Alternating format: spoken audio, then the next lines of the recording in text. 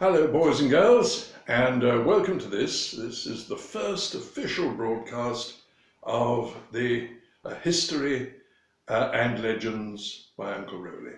So thanks for tuning in. We're going to be posting, well, we hope round about once every 2 weeks, but I know that there's going to be one at the end of next week for you. Now, we're going to be covering all sorts of history and all sorts of legends.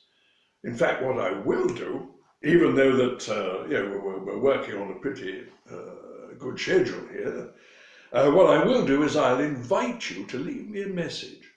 If there's a particular legend that you'd like to hear about, then drop me a note and we'll see if we can squeeze that in, because we're here to help and enjoy ourselves. Now, I'm ably assisted, or is that aided and abetted, by the noble Ben. He's doing all the techie things, aren't you, Ben? Yes, that's right. And we're going to be very much on a learning curve with this, so stick with us. I think you're going to enjoy the content. I wondered what to start off with, and I thought, well, why not start off with where we live? And that's this lovely sort of medieval city. Well, it's officially a city because it's got a cathedral and a castle and that. It's about the same size as a big town, really, called Xàtiva. And that's near Valencia on the Mediterranean coast of Spain. So we're going to start there. We'll have a quick look round, and then I'm going to introduce you to one of the most fascinating legends I've come across.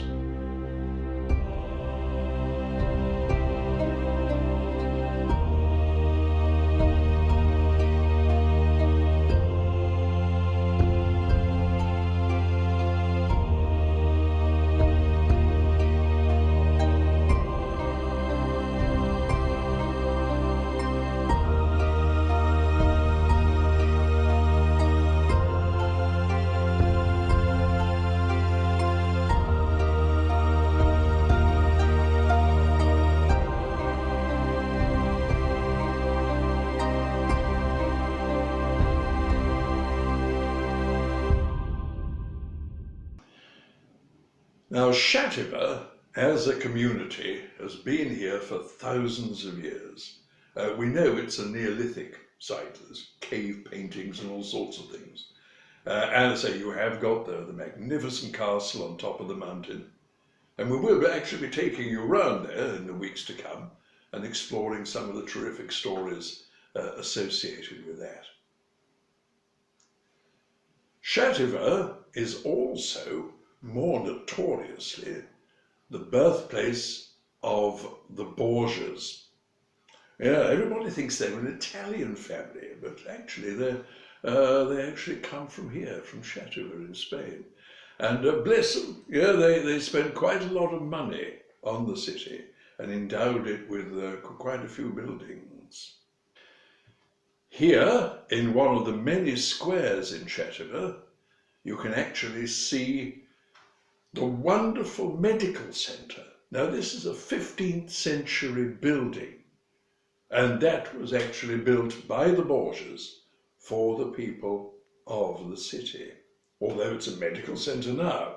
And if you look at the front, you can see fascinating carved graffiti that is literally centuries old. As well as being a medical center, it's also a museum and visitor center to do with the Borgia dynasty. On the other side of the square, right opposite, you've got the Collegiate Church, the cathedral. And at the front you can see the statues of two of the most famous or infamous Borgia popes, depending on how you look at it. And again, we're going to be doing quite a bit on these later, including, of course, the famous girl of the Borgia clan, Lucrezia, or as she's known locally, La Lucre. So always be careful if she offers you a drink. Now, what about this legend that I was telling you about that actually takes place here in Xàtiva? This is really fascinating, and I fell in love with it the first time I heard about it. Outside the city, you've got this flat plain or vale, and that is El Pam de Deo. And on it, or in it, depending which way you're looking at it, you've got two hills, one larger than the other. And you have the main one, which is the oratory of Santa Anna, or Saint Anne, and then you've got the other one, which faces it, which is La Pouge. Now, this is just one of those lovely, funny little stories that's grown up. I want you to go back, if you can, many centuries. I want you to imagine that the years have absolutely rolled back and we're in a much simpler time. And there are two versions to this story. One says it's two sisters who star in it, and another says it's a mother and daughter. And probably the best loved and most common one is that of the mother and daughter. Now, this mother and daughter were two hermits. Bear with me on this. The mother had the oratory of Santa Anna, or Saint Anne, and the daughter had the oratory chapel of the Pouge, opposite. They were next door to each other. Now, I always thought that if you wanted to be a hermit, that you sort of cut yourself off from everybody else, but it seems they were quite happy with being next door neighbours. Well, they were up to a point. They were very proud of their oratory chapels, and they would clean and sweep them out every day. But to make sure they stayed clean and smart, they had this battle of whose was the cleanest and smartest oratory, so that they would end up sweeping all the rubbish and the sand that had blown up in throughout the night out with the old besom brooms, and they'd sweep it into each other's chapels, if you like to sort of have a poke at each other. Now, this went on for many, many years, and the sweeping and the transferring of the muck and dust got to epic proportions. It was the mother who finally said, "God above, help us out of this." And then, as if by magic, the clouds parted, and God's booming voice came out, sounding a lot probably like Charlton Heston. And he said, "Right," he said, "I've had enough," because God talks like that, in case you didn't know. He said, "You two have got right on my pip." Now, that's an academic term, you understand. He said, and that's it. He said, "I'm sick of it. I'll put pay to this once and for all," said God. Lifted up his hand from the on high and brought it crashing down to earth in between the two oratories, thus pushing them apart and creating El Pam de Deo, the palm of God, the hand of God, which is the plain just outside Chátiva, as I've mentioned. Now, what we're going to do, Ben's borrowed a couple of horses. We've tied them up to the chariot, and we're going to go and have a look at the oratory and El Pam now. Right, well, here we are standing in front of the oratory chapel of Santa Anna. If you notice, there are no windows. All the walls are plain stone. And if you look down, there's actually graffiti here carved in going back to the 17th century.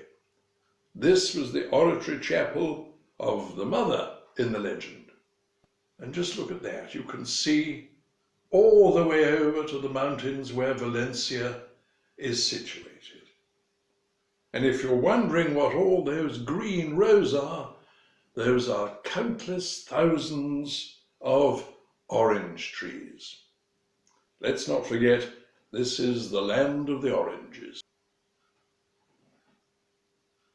Now here we are on the other side of El Pan de Dios, and you can see in the distance the oratory chapel of Santa Ana. And there you can see La Bouge. Now, unfortunately, the track is a little bit, well, shall we say, thin and stony, and I'm feeling my age. So this is as close as we're going to get today. But I think that's enough, don't you? Well, I hope you enjoyed the little trip. It's going to be one of many, but I want to go back to this legend of La Pan de Dios. Now, Ben and I share one thing, and that is a completely irreverent sense of humour. And we thought, if the distance of God's hand is the distance between the two hills or small mountains with the oratories on, well, that gives us a measurement of God's hand, doesn't it? That's right, isn't it, Ben? Yeah. Now, we took the Vitruvian Man, which is by, as you know, Leonardo da Vinci. He's always a very old friend of mine. Used to play cricket with him. Yeah, lovely chap. Her, not so much, drinks. But he painted this Vitruvian Man, or drew it, I should say, and it is supposedly the ideal man in all proportions. So, of course, God is bound to be ideal, isn't he? Now, just listen to this.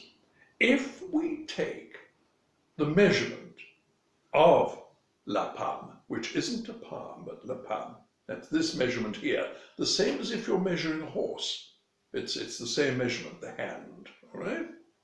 Well, I can tell you that La Pan, in between the two hills, is 4.42 kilometers. Now that translates as 2.74 miles. So God's hand across, 4.42 kilometers, 2.74 miles. Boom! To separate the girls and keep them from tearing each other from limb. So that means we can calculate how tall God is. Now, you didn't expect that, did you? Nobody did, and neither did we. We have calculated the height of the Almighty as 106.08 kilometers, or if you wish in imperial measurements, God is 65.76 miles high. So there we have it, the height of the Almighty, brought to you by History and Legends by Uncle Rowley. Now, don't forget, I've told you before, there's more to come. We're just going to have fun with stories, legends, and I want you to enjoy it. Learn a little if you like, but smile along with us. Don't forget to press that subscribe button, okay? And then you'll be notified when things come out. I can tell you that next week we're up at the castle, and I know you're going to enjoy that. So you all take care of yourselves, and thank you so much for spending some time with us. Ben and I both say adios.